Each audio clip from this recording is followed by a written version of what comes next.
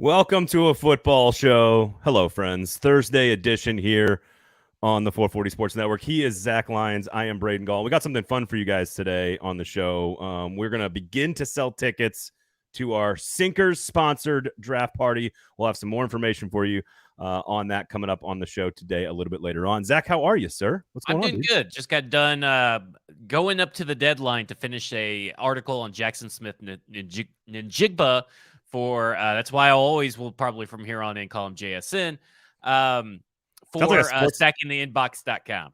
Sounds like a sports network, the Jackson Sports Network, JSN. Yeah.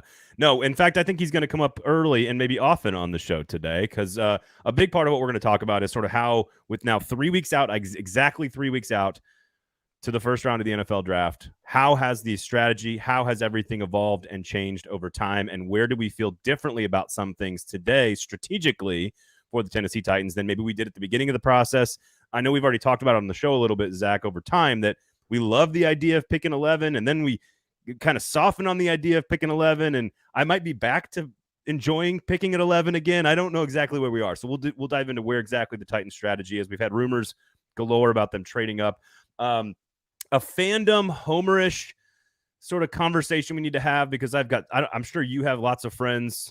I'm sure there's lots of Alabama people that love Tennessee Titans football, Tennessee people that love Titans football that are obsessed with all the hometown players being drafted by the Titans. We're going to have a conversation about that. Certainly a lot of those guys going in the first round. A little bit of a conversation about balancing analytics and sort of, I guess, traditional. How to make this is obviously a problem that John Robinson had. Rand Carthon doesn't seem to have this problem, but balancing analytics, data, and sort of traditional scouting. How does that all work? I've got an S2 story for you, Zach. I love a good S2 story. I'll give you a good S2 story a little bit later on. I almost now want to talk about that first because I want that S2 story. No, that's a tease. That's a tease. Like it. You are teasing me for sure. And speaking of teases, way too erotic. The Tennessee Titans tease the Houston Oilers throwback jerseys this week, and we are going to talk about the Houston Oilers and Tennessee Titans relationship. That is a professional transition. Yes. And I think, frankly, it's sort of we've done so much in-depth, in the weeds draft conversation, and we're going to continue some of that today on the show. It's why you come to a football show brought to you by Sinkers and Kingston Group. But I also think there is this sort of, it's almost like there's no wrong answer, no right answer.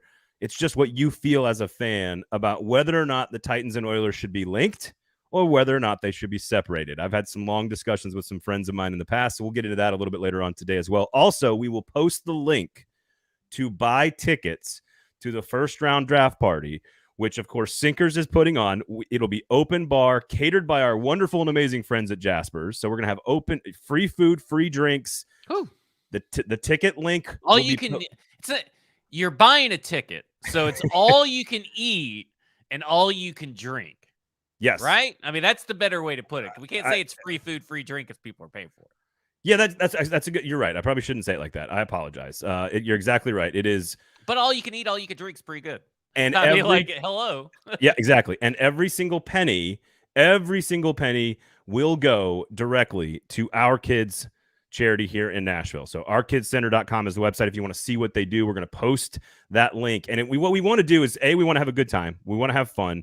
We want to celebrate Sinkers. We want to celebrate the first round of the draft. It's going to be I don't know about you, Zach, but I am just genuinely excited about the first 10 picks in the draft because I have no freaking clue what's actually going to happen. We've been guessing on the show for a while, but I think it could be one of the more entertaining first 10 picks of the draft. And of course, Rated 11 will go live. We'll have a live show for you guys, maybe some guest analysis as well. We're going to do a trivia contest with some barrel pick, like fancy bourbon giveaways. Again, it's going to be a lot of fun, all brought to you, of course, by Sinkers and 440 Sports. But we want to give you guys, you loyal listeners who are in the chat and in the comments and all this, watching the show and rating, reviewing, and subscribing. I want to give you guys a chance to have access to the tickets first. So we're going to, I'm going to see if I can do this while I ask you a question, Zach. Okay. I'm going to watch the chat to see if it comes through. I'm going to see if it works because I'm going to ask you a question. I'm dressed in my master's attire here. Got to go to the YouTube. If you want to click the link, you got to go to the YouTube channel. It's not going to come across anywhere else other than the YouTube channel. Yep. Not Twitter, not Facebook. And you can also go later when the video is like reposted or whatever and click then if you can't make it now. I'm wearing my Masters shirt. Masters are ongoing. You got an amateur from Vanderbilt who's playing pretty well. Like, it's one of my favorite weekends of the entire year. So I'm going to ask you one question, lighthearted question to get us started here. Of course, a football show brought to you by the 2022 best liquor store in Nashville, Sinkers, who's also going to provide you this cool event space for the first round draft, and the Kingston Group, buildkg.com, of course, for all your custom home and remodeling needs. Just talk to Kingston Group before you make any decisions. So I'm going to ask you a question, then I'm going to go copy this link and paste it into the YouTube comments. Okay.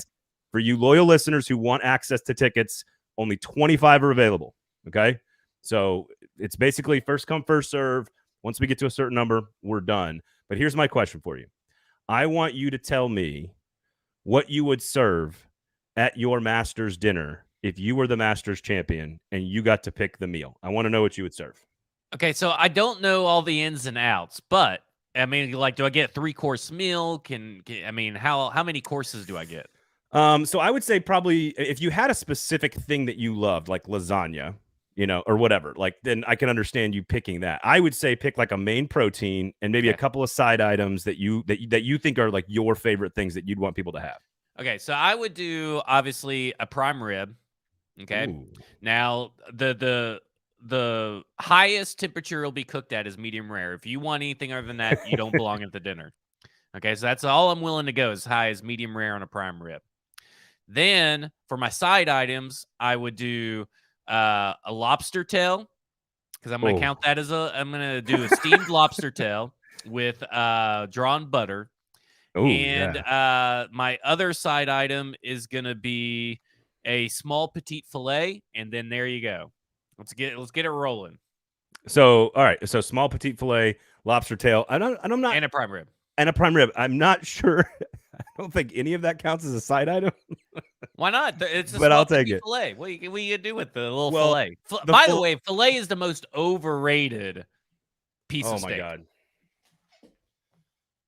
It's the most overrated cut of steak.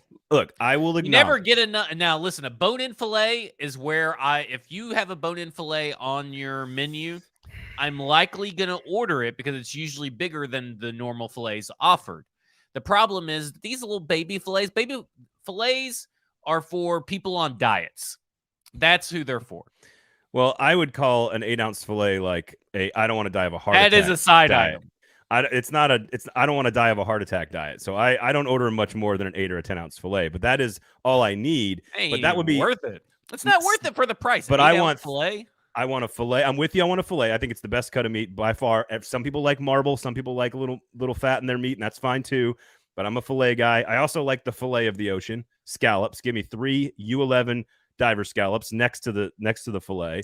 See, it's surprising that you can eat these small little meals and be okay with paying a lot of money for it, where I'm gonna pay a little bit less and get something massively bigger and walk away happy. Like a filet just doesn't do it for me for the price. Overrated. Maybe I just know that I'm okay for $50. That's a lot to pay for an 8-ounce steak. I mean, I get it, but there's no meat, there's no fat. It's like perfect amount of meat for me. It's what I want. But I also like scallops and I like duck breast, which also are like medium rare. I'm with you on the cooking. Super rare. I want it bloody and mooing when it hits the plate for sure. But give me some scallops. Give me maybe some sautéed mushrooms. Give me some like crispy Brussels with the steak and some scallops, and I'm good to go. So that was my way of getting us to vamp a little bit so that we can put the link in the YouTube comments. It is there in the YouTube comments. I think you can go click on it if you want to order tickets.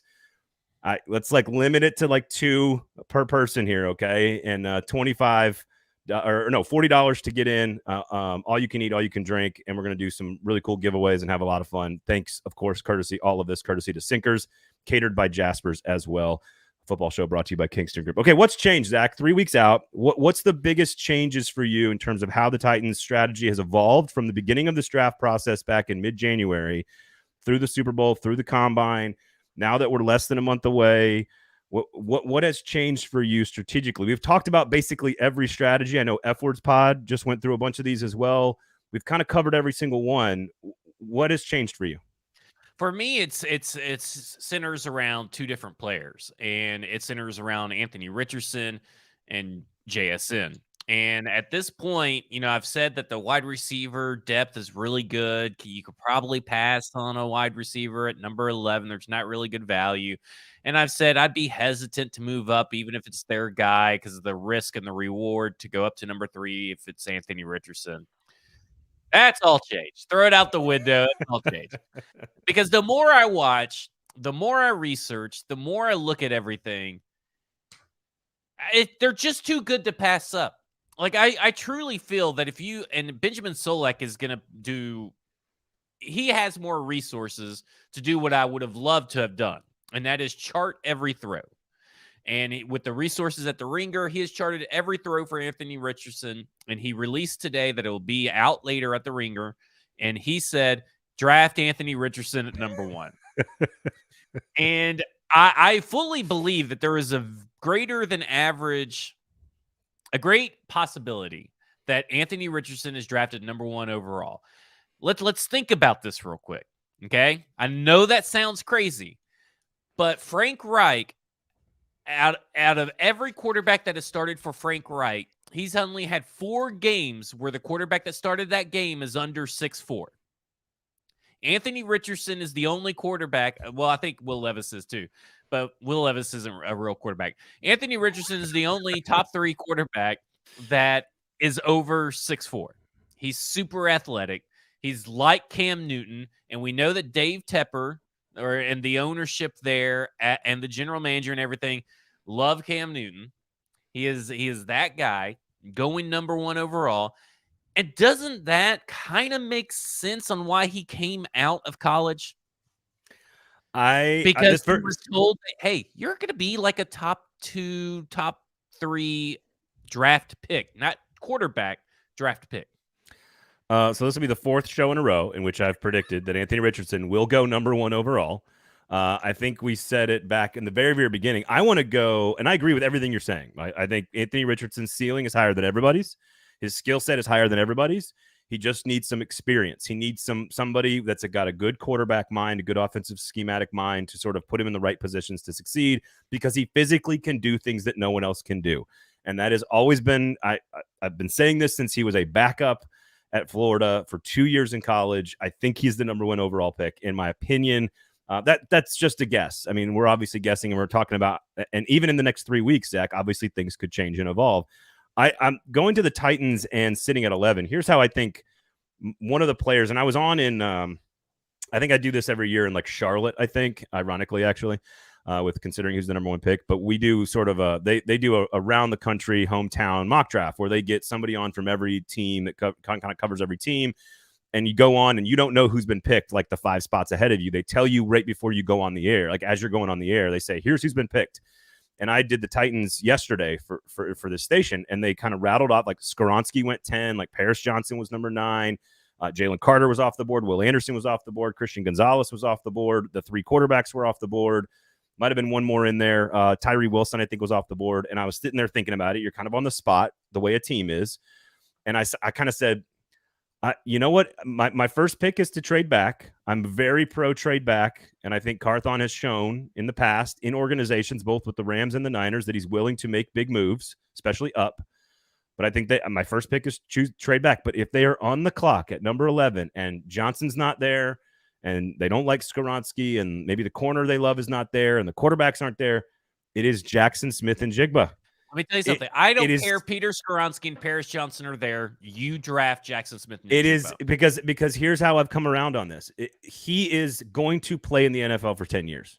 He may not be an elite number 1, but he is going to play in the NFL. I don't know. I think he's going to be an elite number 1. No. He could. What I'm saying is the worst case scenario for Jackson Smith and Jigba, in my opinion, is like a 10-year number 2. Yeah, okay. Worst case scenario. So at the very worst, you are getting someone to pair with Treylon Burks who can start in day 1, and he is at the biggest position of need, the best player in the draft at his position. Yes, he is not Larry Fitzgerald. He's not Calvin Johnson. We know all of that.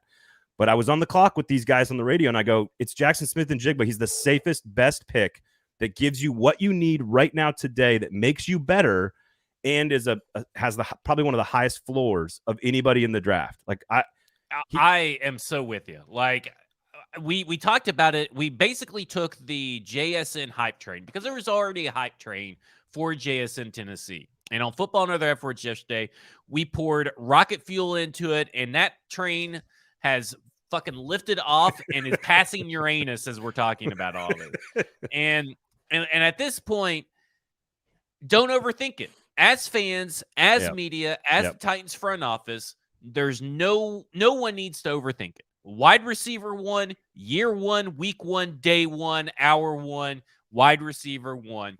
The man has done so much from the slot. He did over 88% of his snaps were from the slot, and he has 4.01 yards per route run. That's insane. But on top of that, contested catches and contested targets. First off, his contested catch rate is 90. So 90%. That means he caught 9 out of 10 contested targets. 10 contested targets. Think about that. He had 112 targets in total. Only 10 of them were contested catches, and that's because the motherfucker gets open. Like, there is no doubt about it. He is leaving your ass in the dust. He's going to do a head fake. He's going to use his elite agility, and he is going to make you look stupid. 19 missed tackles forced, 8.3 yards after catch per reception. That is insane numbers for a guy that was slot only. Garrett Wilson said before he even played a snap for Ohio State in meaningful snaps, said, hey, you know what? This guy's the best. Hey, you know what? During the season, this guy's the best. Hey, you know what? After the season, this guy's the best. Listen, now Marvin Harrison has came to town. Now he's the best, but he's also pretty good. But at the end of the day, Jackson Smith-Njigba, physicality, not worried about it, okay? Because the guy forces 19 missed tackles. You don't just do that. He is a big, meaty. He's not big and meaty, but he's not that small. He's over 7 feet tall, or 6 feet tall. 7 feet tall. 7 feet tall. Over 6 feet tall. He's going to probably beef up at some point during his NFL career to get over 200 pounds. He's fine. Just do it. Don't overthink it. All right. Lots of stuff there to react to. I pretty much agree with everything. Nathan, by the way, thank you for purchasing your draft ticket. The draft tickets for the draft party are in the YouTube chat. Trey, yes, you're right. We are riding that train from Back to the Future 3. There's no question about it. And Stoney, to your questions about this, physicality, injury history, one-year wonder, it's not a one-year wonder. Here's what I was told last year by someone who covers Ohio State at this time kind of last year. Everybody at Ohio State. Remember, who got drafted last year out of Ohio State? Chris Olave, Garrett Wilson. There was another one, I think, too. Every single person that covers Ohio State told me that none of those guys are even the best receiver on the team, that it is Jackson Smith-Njigba. He did not get a lot of reps the year before because of 3 NFL players ahead of him on the draft chart. He would have been the number 1 receiver. Like, if he had played the entire season, and I know this kind of leads into the injury thing, like, are you concerned about it or not? He did not rush back because he knows he was this good, frankly. Again, I know some people might look at that and say that's a negative. I don't. I mean, Nick Bosa sat out his entire senior season after getting a groin injury in like week 2. I don't have a problem with any of these concerns. I think he is as surefire a pick of any player in the entire draft. He fills a position of need, and you know everything there is to know about the guy. Like, he's an Ohio State guy, all blah, blah, blah, blah, all that stuff. I just think he is as polished. He is a professional wide receiver. That's what he is. There's no questions like Quentin Johnston on catch rate and, you know, agility stuff, Jordan Addison and size and speed, Jalen Hyatt running routes. There are no questions in my mind about Jackson Smith-Njigba. And I think it's the safest pick.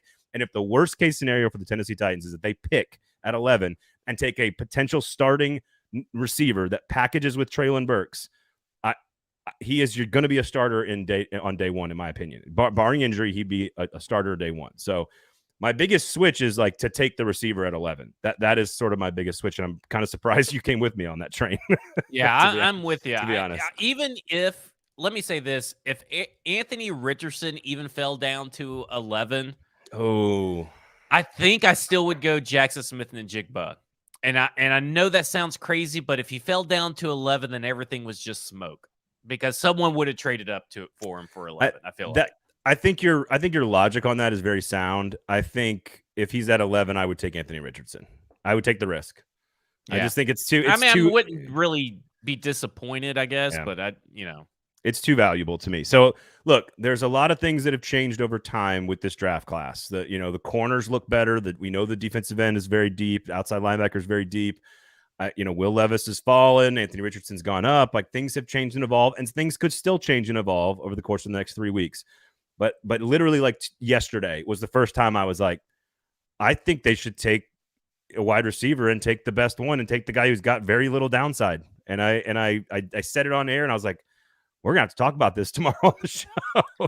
Yeah, so here we are. I'm just like, there's just the data, everything, the tape, everything just coalesces into a beautiful work of art. I had a hard time figuring out what his pro comp is. Mike says CeeDee Lamb and Justin Jefferson, and I feel like they're different wide receivers, and they're a little bit bigger and a little bit taller. Well, CeeDee Lamb's way taller. They don't scream JSN for me, but they do. I do think like that kind of wide receiver is his ceiling. Obviously, CeeDee Lamb may not be elite, but like Justin Jefferson for sure would be an elite wide receiver. I land on it's like a fusion dance between Amon-Ra St. Brown and Stephon Diggs. I think that's where I land on what he is and what he could be at the next level, because Stephon Diggs is not like super fast, but he's fast enough because of his technique. And that's kind of how I feel about JSN. Like he's not super fast, but he has the short area agility you're looking for that will, combined with his technique, will get him open down the field. It's not going to be like Deshaun Jackson. It's going to be it's going to be like Stephon Diggs and how he gets open. He has the short area explosion and the get off at the line like DJ Moore. He just doesn't have that deep speed. Because I thought about DJ Moore too in my head a little bit, but I think Moore Diggs, is an athletic person. So here's my comp for him: Devontae Adams. That is my comp for him, because Devontae Adams is a little bit thicker. He's about 215, and I think Njigba is going to get a little bit bigger. But they're these guys that don't have the 4.4 burner speed that end up I think Diggs is far more explosive straight line down the field maybe than Smith and Jigba will be. But what I think he is you don't have to have that kind of speed if you have great agility and you're a great route runner. You're a technician of the position. And if you can do that, then you know how to manipulate coverages, twist hips on DBs, and work coverage. I just think he knows how to do all that. I think he's a professional. I didn't really realize that Devontae Adams is only like a few tenths of an inch taller than what he was. I think Devontae Adams is like 7 feet tall. I feel like he's so tall. I think what makes Devontae. Where were you when I was writing my article? Devontae Adams, I was probably holding my 6-year-old daughter's hair while she puked 11 times the last 2 days. Party too hard last night? Yeah, a lot too many tequila shots after the softball victory on Tuesday. What makes Devontae Adams special is not any one athletic trait.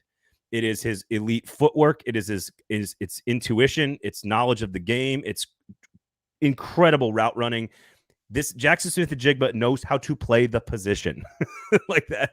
That is what it's called. And I think he's, and Brian says this: if you take a quarterback at 11, you have to cut RT 17, cut Tannehill. I think we've been over this. The idea would be to try to trade him as hard as possible, or let Richardson sit behind him for a year.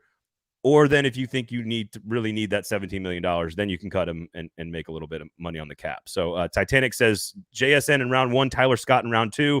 Then they're good at receiver.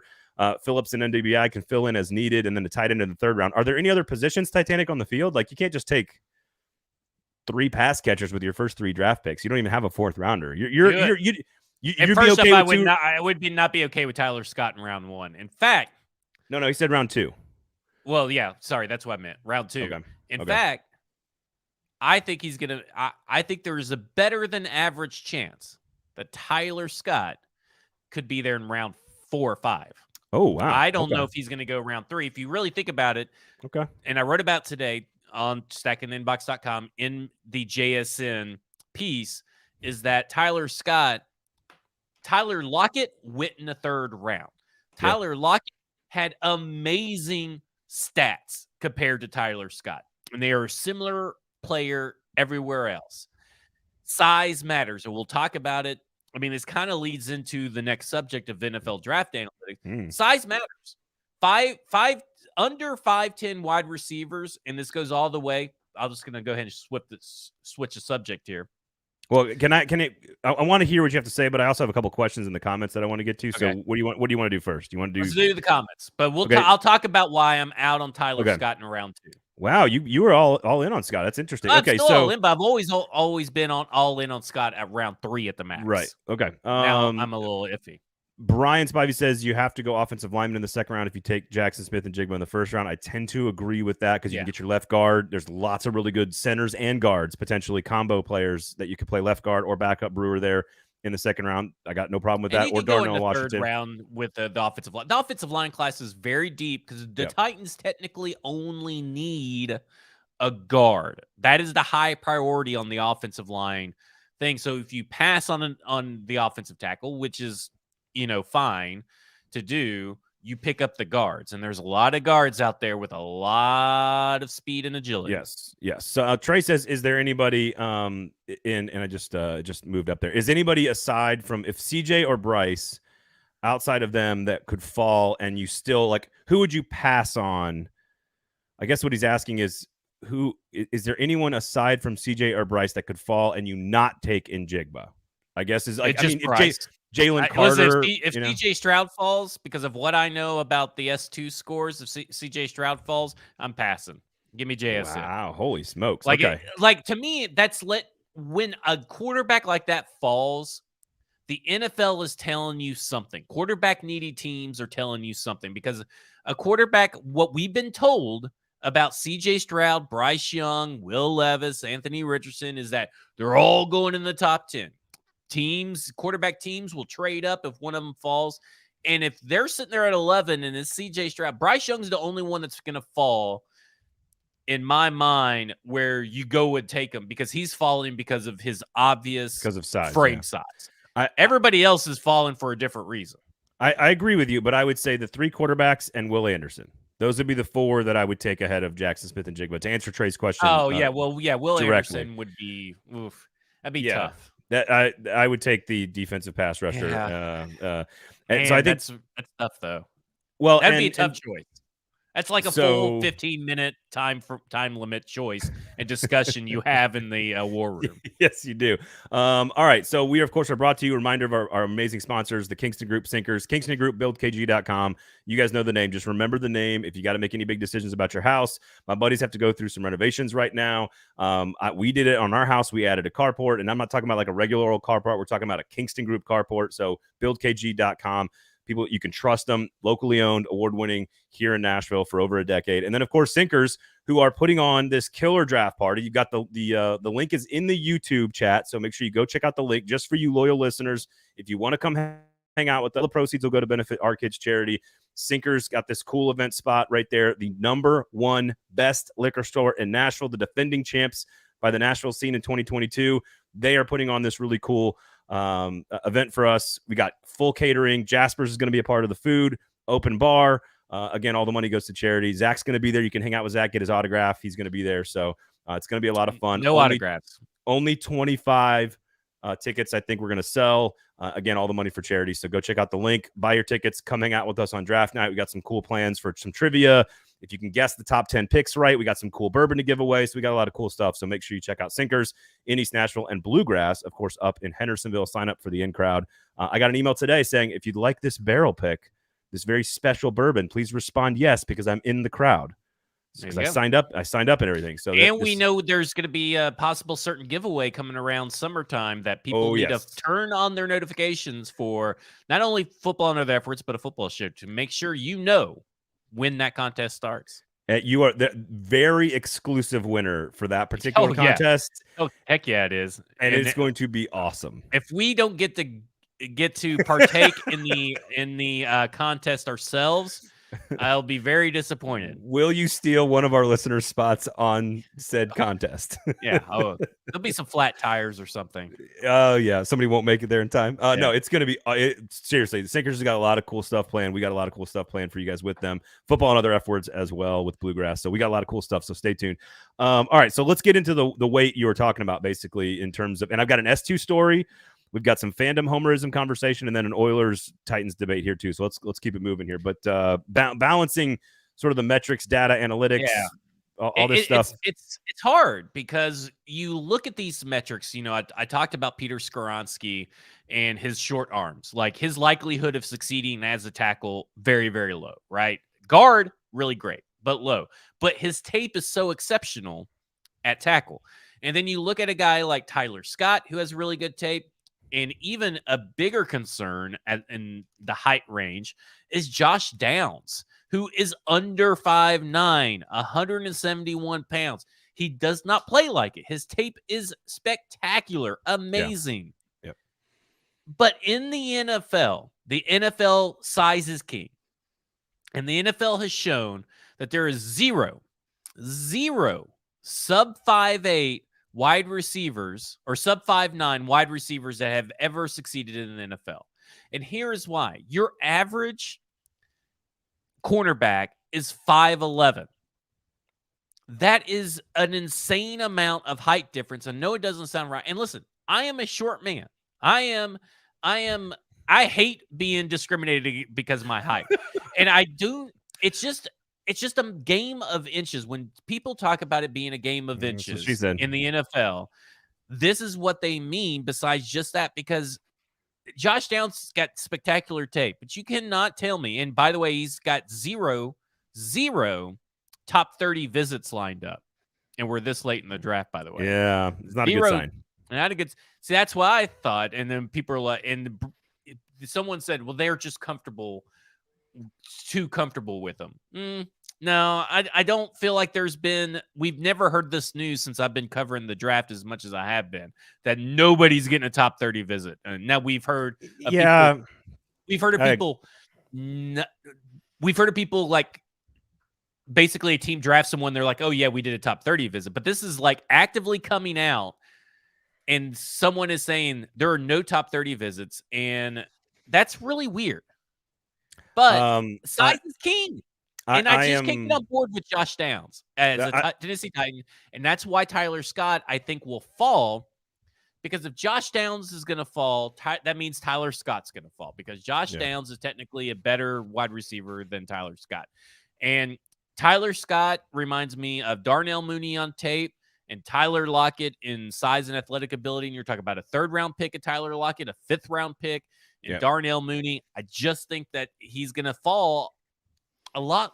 I just don't think he's going in the second round. I think third round max. I think third round. If you knew you could get him at third round, maybe that changes what you do in the first round. But I don't know. Listen, I am 6'1", 230. My wife's never complained about size, so it's a big deal. It's a big deal in the NFL draft. I don't feel your pain, Zach. I apologize about being a significantly larger man than you. It's okay though. It's okay. I'm not the bigger person, clearly. All right. So you want a quick S2 story here? Yes. And this is not necessarily as it relates to, it's kind of related to football scouting, but it's more just about S2 in general. And I think data in general and analytics in general, because I think there's lots of different ways to look at it. Number one, there's like in-game decision-making, right? Like, do I go for it on fourth down? What do we do in this situation? First down passes, third and short. Is it a passing down on 3rd and 2 now? Like all kinds of analytics. We know Stretch is in Vrabel's ear helping out with those, with data-driven decisions, right? That's one analytics. That's nothing to do with scouting, obviously. Then I talked to a college baseball coach about it, because S2 is huge in baseball. Mm-hmm. Every program is using it. They sponsor all kinds of baseball content. They are big in the minor leagues as well. And basically what this coach told me is that they use it to tailor training regiments for every individual player. So each player has a specifically trained and designed like routine based on their processing, what they process well, what they don't process well. And it's just sort of, to me, it was interesting insight to see how like they use it specifically. Basically, this guy raves about the process.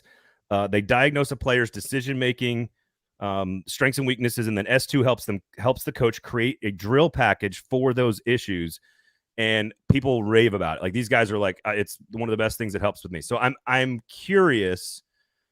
I understand the value of S2 in a training situation, right? Like I understand it in a we're going to take a hitter who's really good on fastballs, but really bad on breaking balls outside. And we're going to train him on that with breaking balls outside. And they're going to work on something that he's weak on. I understand that a little bit more from a training standpoint. I asked him, I said, what about scouting? What about scouting for talent? He says, we don't really use it for scouting talent. I said, okay, was that a baseball thing? He goes, maybe. I said, what about quarterbacks, middle linebackers, safeties, where you have to diagnose things instantaneously? He goes, now that's interesting. Well, that's what the whole point of the S2 test is right, to measure that stuff. And I go, well, guess what? 14 NFL teams are paying for this proprietary data now at this point from S2 here in Nashville. And he kind of was like, that makes complete sense. And it also is insane why John Robinson passed on it multiple times. I do think there's more analytics and eye test is overlapped a lot more than people think in reality. I don't think it's all of one or all of the other. I think they have to coexist and confirm each other. But I think the way we train is really interesting on this. How do you get Malik Willis reps, right? Like all offseason is put him – I'm sure his S2 score said, just don't even waste your time. Probably. But the point is, if he's got a deficiency somewhere, you can tailor make a package that helps him strengthen those weaknesses. I think that's really interesting. Well, I guess let me ask you a question. You've watched a lot of Josh Downs, and I know you like what you see on tape, right? I mean, you like it and everything, but how much does the size thing bother you? Because a lot of people are like, oh, well, he'll just be the outlier. And I'm thinking that's a lot easier said than done. I mean, Steve Smith was 5'9", and that was a whole long time ago. Santana Moss was a full inch taller. Brandon Cooks is a full inch taller. And I know that sounds like crazy, but it's just what the data shows. The history shows that these guys that are under this size just don't pan out no matter how good their tape is. I think that you can overthink it by just using tape or just using data. I think you can overthink it. Sometimes you just see a good football player and you're like, sometimes you have to trust what you see on tape. Now, I will say they did not play great defenses in the ACC. He played in a very quarterback-friendly system with Sam Howell and Drake May, two really good quarterbacks that slung it all over the place. I think he was a big-time recruit coming out of high school, so there's a lot of pedigree there for him. I think he's a good football player that makes it in the NFL. I don't think he's a star. I don't think he's a first or a second-round pick, and that's what we're talking about here. Yeah, because that's where everybody has him, right? Like, you got to draft Josh Downs as there 42, or, you got to do this, you got to do that. And I'm thinking, like, the value for Josh Downs, I could see him falling way down. But that just goes to my overall point, like, Hendon Hooker, 25 years old. That's what I was going to bring up. Brennan, 25 years old. Like, those two are, like, guys that got drafted that I'm like, and I know this goes into our next category as well, our next topic, but it's like, that caps your ceiling for whatever reason in the NFL. Like, I'm sure there's data that teams have that show why, but it's something about just being that age and your ceiling is not, your chances of growth are not that high. Right. Well, and it's strangely enough, we joke about size, but like, isn't there something about like 6'6" quarterbacks and above have all failed? Right? Like, I'm sure there is. I guess Brock Osweiler, I know he's one of those You guys. need to be like 6'5", like between 6'2" and 6'5" is like anything taller is bad, anything shorter is bad. I do, and I think it's smart to consider things like Hendon Hooker's age and consider where he might be taking his first snap and say, look, if he starts at 26 and becomes a star, he would be statistically an incredible outlier. Bryce Young at his size, he would be an outlier. Receivers at a certain size, they'd be an outlier. I think it's okay as long as you acknowledge and where the data says the statistical probability is on a given player, and as long as you can acknowledge that and then justify the reasons to go against that, then I'm okay, because sometimes they do exist. Bryce Young, we both agree, is going to be an outlier because we both agree that he just is that good. I do think that there's I also think there's another point to be made about the size of cornerbacks over time. I would love, like you mentioned, Steve Smith and Santana Moss. That's like a long time ago. Yeah, right. I mean, like, I'd like to know would be the closest, and obviously Tyler Lockett, but they're again both 5'9" and plus. I'd like to know what the average size of the NFL cornerback was and how often they were running man-to-man coverage in like 1991 versus 2001 versus 2021. I'd like to know, and I'm willing to bet you the size of the average NFL corner has gone up significantly over time. Maybe I'm wrong. But I think as the corners are getting bigger, you need everyone in every position is sort of getting bigger. So I just think I'm okay. I think analytics are critical. I think eye test is critical. I think personality and mental side of things, and do you fit into the culture? I think it's no different than hiring someone for any job. It all has to work together, in my opinion. And you have to trust your departments to get the job done. You mentioned Hendon Hooker. Do you want to? Yeah. Well, that's what I was going to say is like, that's what drives me nuts about the conversation really surrounding Hendon Hooker and some of these other UT players, or really maybe just kind of Jalen Hyatt or whatever. But it's Darnell Wright.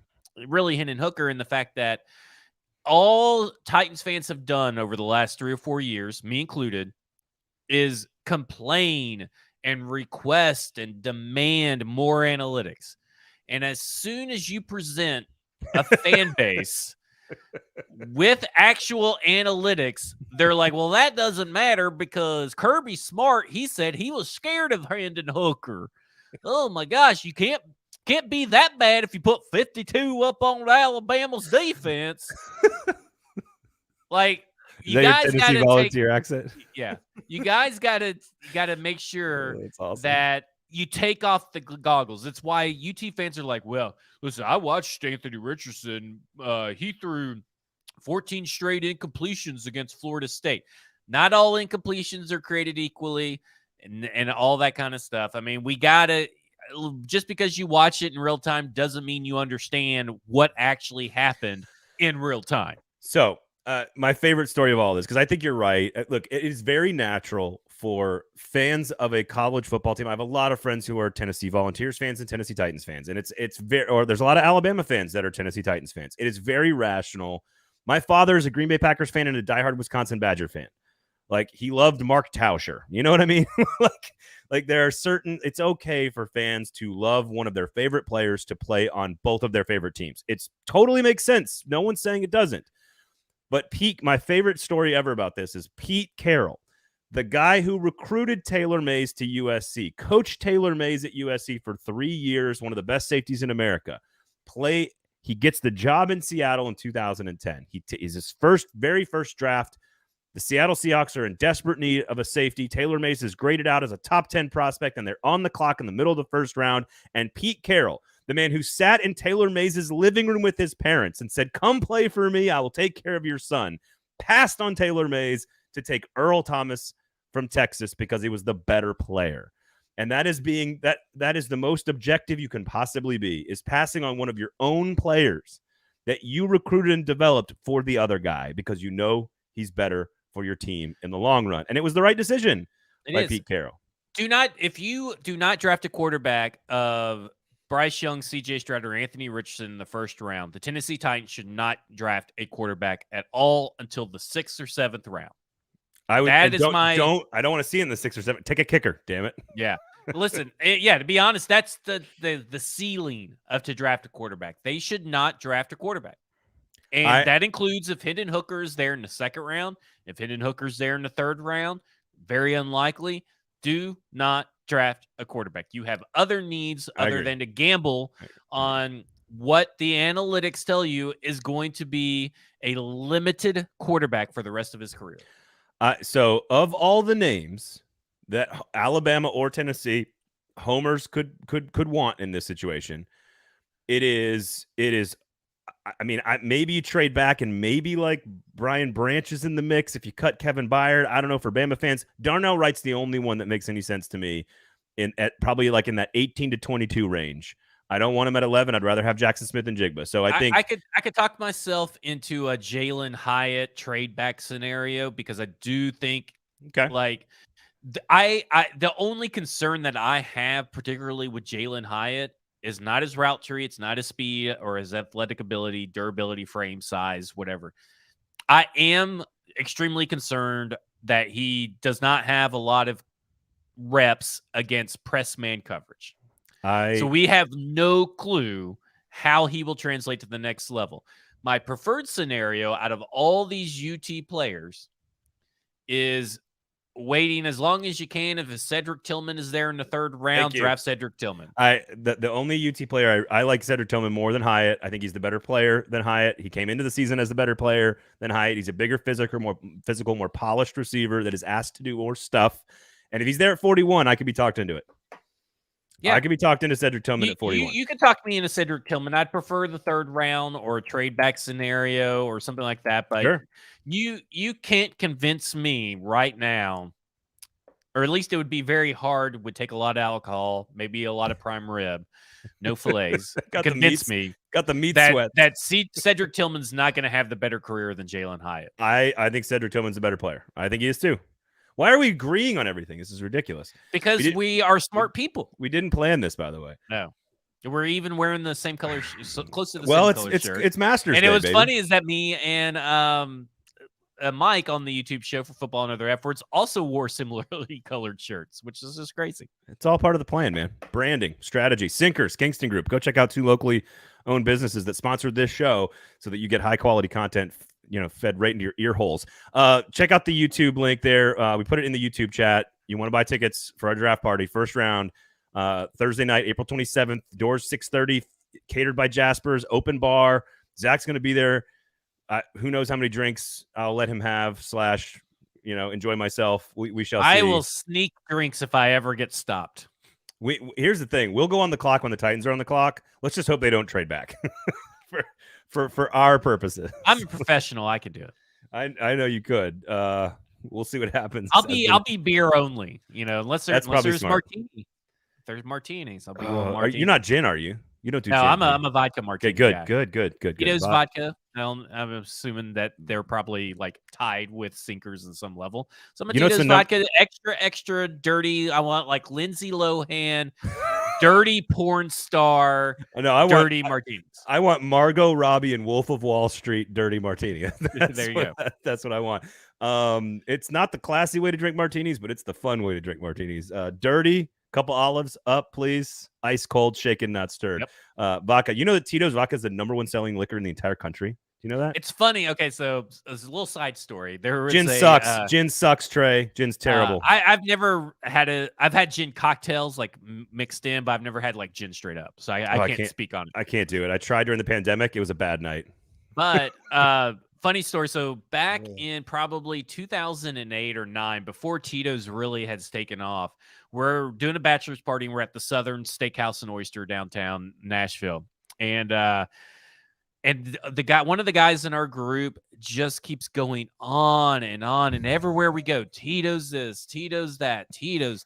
And I mean, like, if someone didn't have Tito's at one of the establishments that we went to, he threw a fucking fit. Well, it's gluten-free, Zach. Yeah, but I mean, it was back then. I mean, like gluten allergies weren't even a thing back then for most people. But it's just funny because now Tito's is the most popular vodka around, and it drove us nuts, and we made fun of him for years until now it's like Tito's martini. I'm in. Trey, I will drink gin with you to get on your list. I'm not above it. But what I mean by the gluten thing is that like things that never had gluten in them to begin with, they started labeling them gluten-free, and all of a sudden they sold a shit ton of them.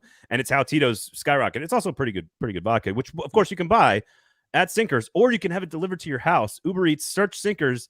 Zach, why? They drive so you can drink. There you go. Which we will be doing on Thursday, April 27th. We will let somebody else drive us home. So is what we're gonna do. All right, quickly here. I've had this debate with Derek Mason when I used to work with him all the time. And I'm just curious what you think, because I've talked to a couple of Titans fans about this, and I just want to know, because I think the oil derrick and the color palette, the old school throwback color palette to the Oilers is by far the best that the Titans / Oilers have ever looked. I love the hat. I like the baby blue hat with the white bill and the oil derrick on it. I think it is the best looking product. I think the flaming thumbtack is terrible. I've never really liked it, but that's just my personal opinion. I know some people like it, and that's cool. But I love the throwbacks. They're going to wear them, hopefully against the Texans, right? Right. This year. I would actually like them to do it at an away game at the Texans. I don't even want them to do it at home. I want them to do it at an away game. But here's so Derek Mason, former wide receiver, not Vanderbilt coach, used to always tell me he wanted the record book split, the way the Ravens and the Browns split when they changed and truly break the franchises apart, truly have a Houston Oilers franchise and a Tennessee Titans franchise, separate them Does that permanently. benefit him in some way? No, it doesn't. He just thought it was Okay. like two different teams, two different states, two different eras, just like they don't belong. They're not connected. Like Earl Campbell never played for the Titans. You know what I mean? Like, But we were the Tennessee Oilers at one point, you know? and which, of course, in Memphis they were for, I think they were 2 years, the Tennessee Oilers, right? They were in Memphis and then on West End, and then they moved into Nissan. But or maybe it was just the 1 year. But what's interesting is, so I went back and looked. It was 5 years, of course, without football in Houston. They came back and rebranded as the Texans, which sort of gives you the freedom to keep the Oilers in the record book. The Ravens, of course, they took the Browns. Of course, the Browns were only out of football for 3 years, and I think it was pretty quickly after they left that they knew the Browns were going to come back, so they wanted to keep the record book intact. That was also a bad divorce there when they moved out of Cleveland. So I'm not sure what the right answer is here. If you took away, here's what's interesting to me. Here's two statistical facts that maybe aren't relevant to this debate, but I find interesting. If you take away the Oilers out of the Titans record book, Derrick Henry would be 67 yards away from breaking Eddie George's franchise rushing record, just as a point of fact, because Eddie George ran for almost 1,400 yards his rookie season in Houston. So you take that off, and Derrick Henry would basically almost be your record holder. Your number one quarterback passer, of course, would be Steve McNair. Number 2 would be Marcus Mariota. Number 3 would be Ryan Tannehill. If you took away, Warren Moon and George Blanda, basically. So what do you think? I think because the Houston Texans came back as a new thing, it's made the decision very simple and easy and clean to keep them joined. Well, new owners. Derek always wanted them separated. I think the best uniform they're going to wear is the one that harkens back to the Oilers. So I am glad that they are together. Where do Titans fans stand on this? Oh, Titans fans are going to tell you all damn day long that the Oilers belong to the Tennessee Titans. Now, when you start talking about statistics and stuff like that, there is this kind of weird thing on the internet where it's like they are kind of separated. It's kind of like understood. Like you say, well, Steve McNair's the best Titans quarterback. Well, nobody's ever including Warren Moon, right? There is like a Titans era, and then there's the Oilers era. Like if you're just going to say of all time, like the best Tennessee quarterback of all time, people would say Moon. If people say, hey, who do you think is the best Titans quarterback? People are going to incorrectly say Steve McNair. So so that's just kind of how it rolls. So it's just kind of like a natural separation. I don't think it has to be a forced separation, but the history, the tradition, the all-time record books, all that kind of stuff came with the Tennessee Titans because the owners of the Houston Oilers came with the Tennessee Titans. And they were the Oilers in Tennessee. So the Oilers aren't completely, monopolized in just Houston, all but the 1 year. Here's my question. Like, don't Titans fans want to claim Earl Campbell and Warren Moon and Ernest Givings? They do, right? I mean, like Hayward Jeffries, when you talk about which team has the best like group of running backs, the Titans are up there, and all Titans fans include Earl Campbell, Eddie George, right, Chris Johnson, Derrick Henry, because they know that you are going to win that fight or that argument if you include Earl Campble, right? I mean, like, if you want to talk about wide receivers, you need to include Haywood Jeffries and Ernest Givens and all this other stuff. Now, here's the other thing, though.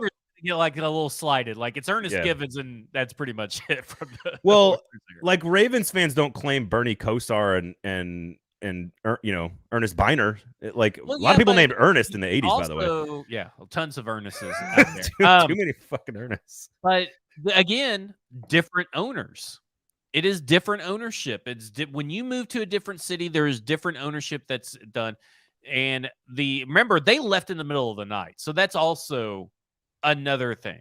Like, it's a different ownership group. It's just different in the Raven situation. Yeah.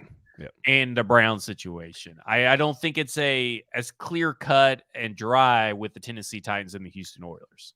Here's what I would say. I think both, and all of these are different, right? The Rams have kept the Rams, and they've moved everywhere. They've moved back and forth, and they've kept the Rams every time. The Raiders have moved back and forth, and then out of California altogether. No one remembers or cares about the St. Louis Cardinals football team moving to Arizona.